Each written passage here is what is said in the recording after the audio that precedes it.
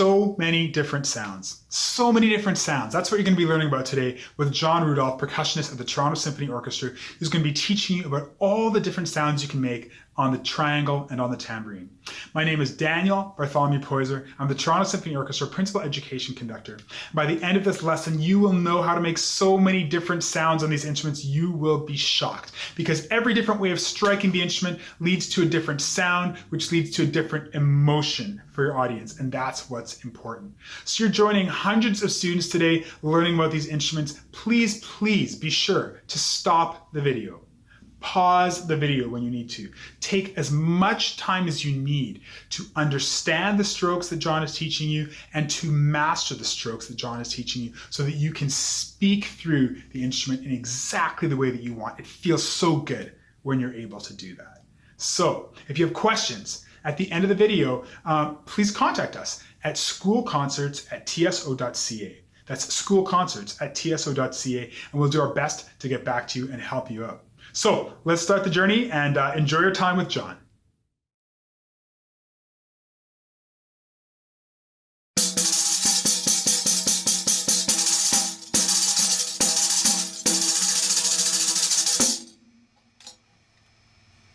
Hi everyone, I'm John.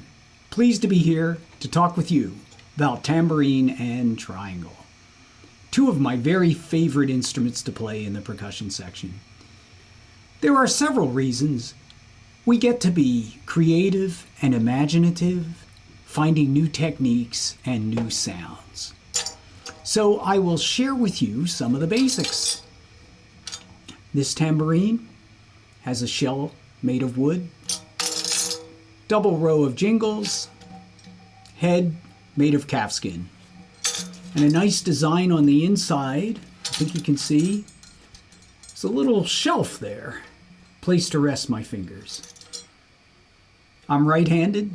I hold the tambourine with my left hand, articulate the rhythms with my right.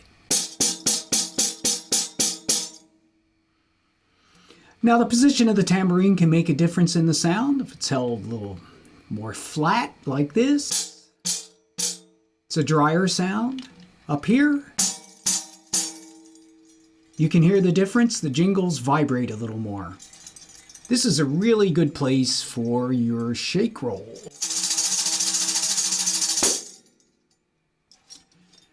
General playing is done with the tambourine at about a 45-degree angle. Basic stroke is with the wrist, and the fingers are bunched together. Playing spot right there. Just a few inches, 1 or 2 inches in from the edge, not right at the edge. That's for very soft playing. If we want to play softly, we'll use less fingers.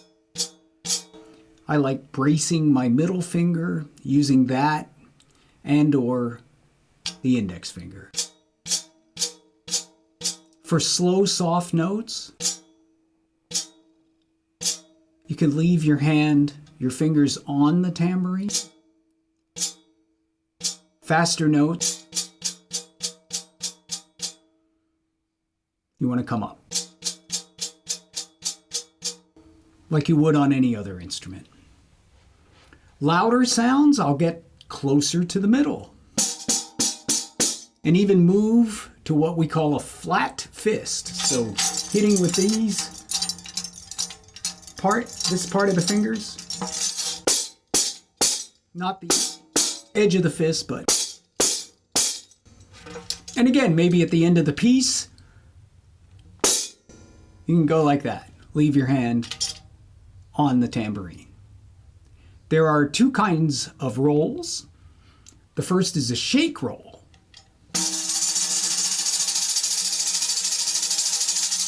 And it's done really with just the forearm, wrist, and fingers.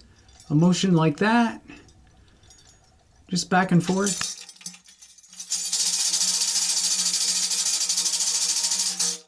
One of my teachers said it's like turning a doorknob.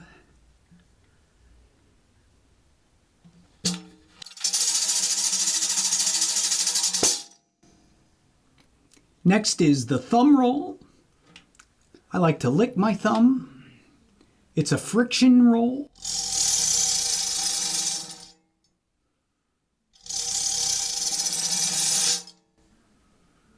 Sometimes I'll start with the tambourine at this angle and end like that. You can also end with the heel of your hand.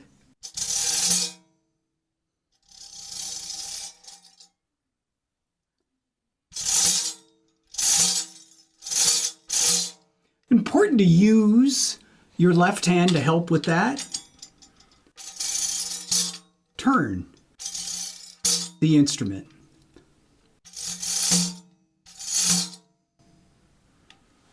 So we're good to go. We have our single notes and we have our rolls. But what happens if the music is a little bit too fast for me to play like this? Well, there's one way to try and keep up. Keep a very light, supple wrist. Some players will move. We call it traveling, which is a bad thing in basketball, but not in tambourine playing. So actually moving your hand that way. But we have some special techniques to help with the speed. One of my favorites is the hand-to-knee technique. So still holding in my left hand, goes like this.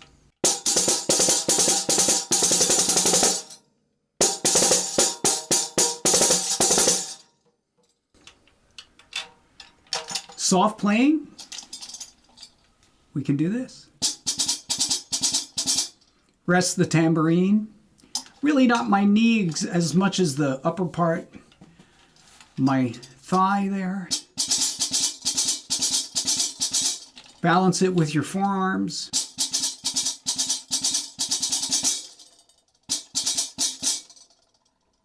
Can also be done with the head up, playing with the rim on your knee.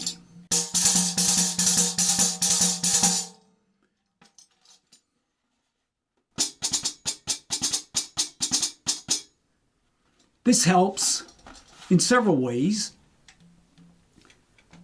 mainly by eliminating the need to turn the tambourine over. There are a couple of creative ways to do that. If I'm playing this way and I want to get with the head down to play on my knee, I can go, or at the end of a roll, or simply just move it quite quickly. Hand-to-knee technique, you want to lead with your hand. It's not so much alternating, it's hand, hand, hand, hand, hand. I will write that in the music. Just like you would do right, left, R, and L for stickings, I will do H and K for hand and knee. So it's hand, hand, knee, hand, kind of using your right hand like you would on the snare drum.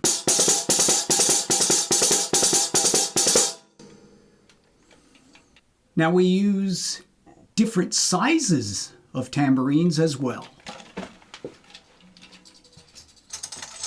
This is also a 10-inch. I mentioned the hole in the shell. Most tambourines have this.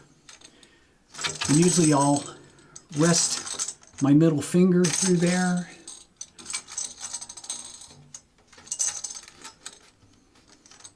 Thumb is on top to help deaden the head a little bit. That's a good thing.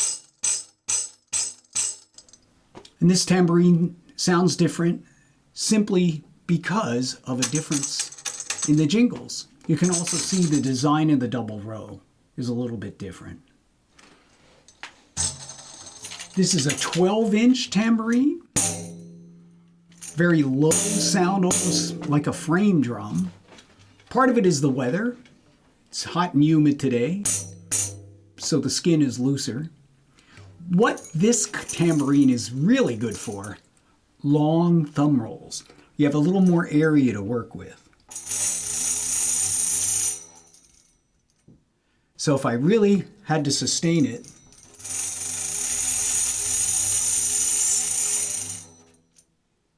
I could go much longer, or at least appreciably longer, than on the 10-inch.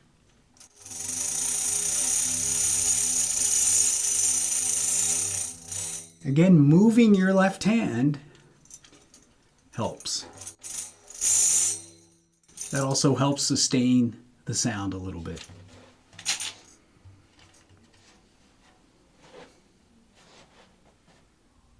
Some of the interesting effects, I mentioned being creative. A long roll with a crescendo, starting quietly. You can start low. Bring the instrument up.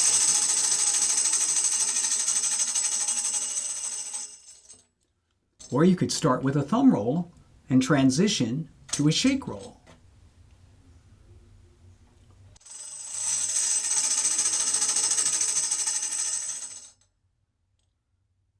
Sometimes if you want to end the roll quietly,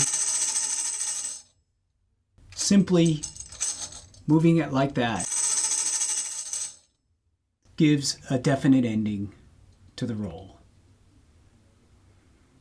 So the most important thing to remember is to have fun, enjoy playing this instrument, find some music, a piece maybe that you have to play in the band, and just start experimenting with techniques. One other thing you can do is to find a beginning snare drum book. I'm using The Method by Jacques Delacluse, very famous author and educator, and I'm on Etude number 1. And I'll try to play this at different tempos.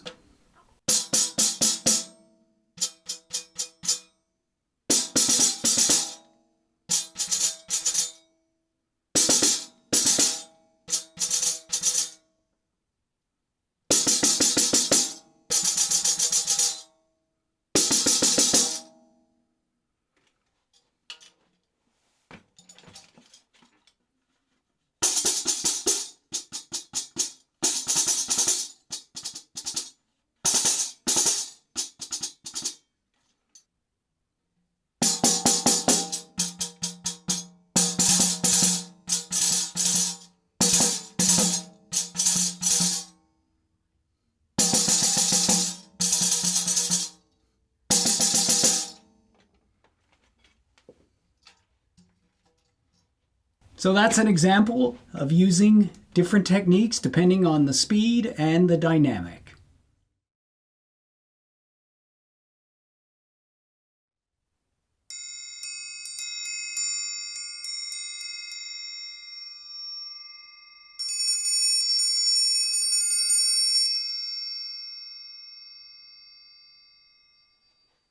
Now let's talk about the triangle. A beautiful instrument, so much fun to play. An important part of so many pieces of music. I love creating beautiful sounds with this instrument. I'll tell you a little bit about the setup. This is just a spring clip you can get from any hardware store. They come in plastic as well. There are just 2 plastic ties there to suspend the triangle. The reason for 2 is if one breaks, you have a safety. I hold the clip almost like holding a traditional grip snare drum.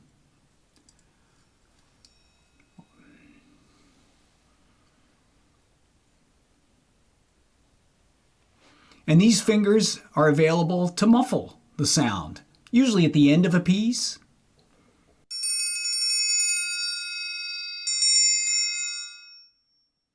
Generally, I like to let the sound ring as much as possible, but it's important to agree with the ensemble, the length of notes that the other instruments are playing, and you can use your fingers to do that. Usually we'll play near the angle here, near this corner.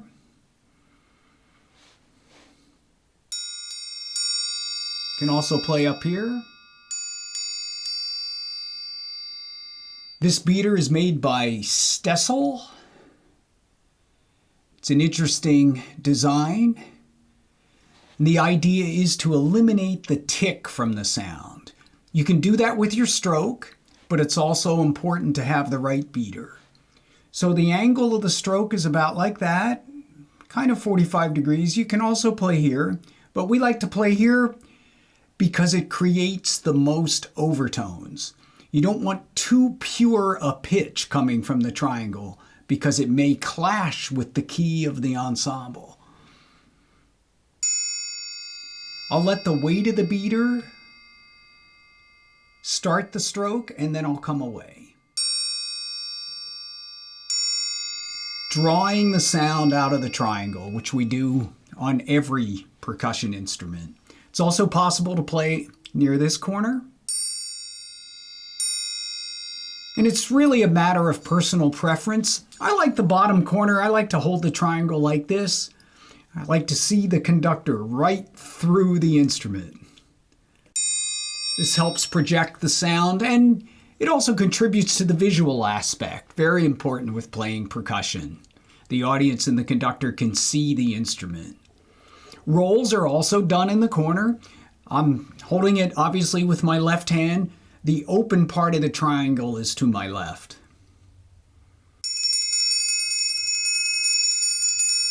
I like the lower corner there because I'm imitating the motion that I use playing a snare drum stroke.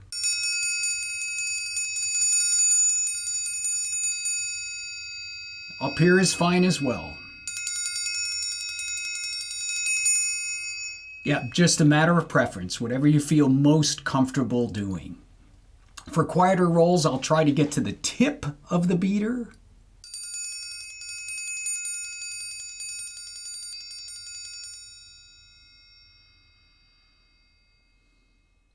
You can also change beaters. You can go to for a softer sound, quieter sound. Sometimes I'll just turn this one around and use the handle. So there are other designs. This is also a common design for a triangle beater. It's nice because it gives you something to hold on to in your fingers. It's shorter. Some people like that. Now, just as on the tambourine, the music might get going too quickly and I can't keep up. So one option is to clip the triangle onto a music stand. A better solution is to have a triangle stand. This is just a piece of wood with some tubing to keep it quiet, and it's connected to a cymbal stand. So you can play with two beaters.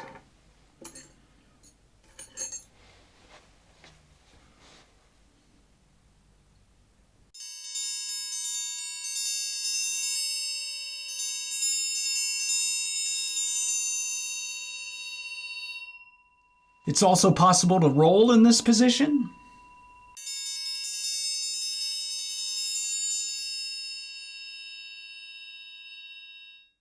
I'll show you these clips. They're homemade. A student made them for me on a design by one of our teachers. It's just a coat hanger with some rubber tubing and fishing line to suspend the triangle.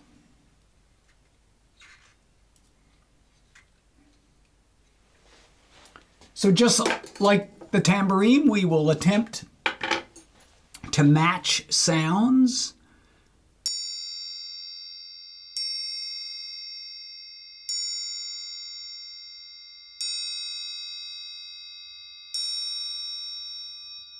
That's an excellent thing to practice on triangle. Sometimes if I'm practicing my rolls, I will muffle it just to save my hearing a little bit.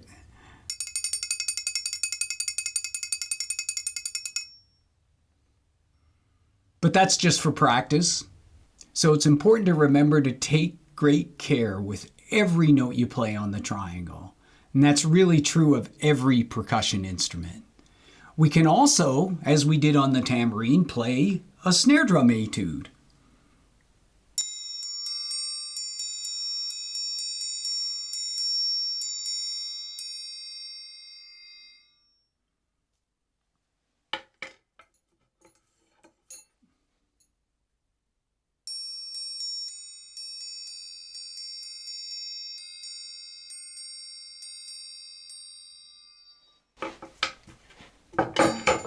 varying the dynamics and the speed.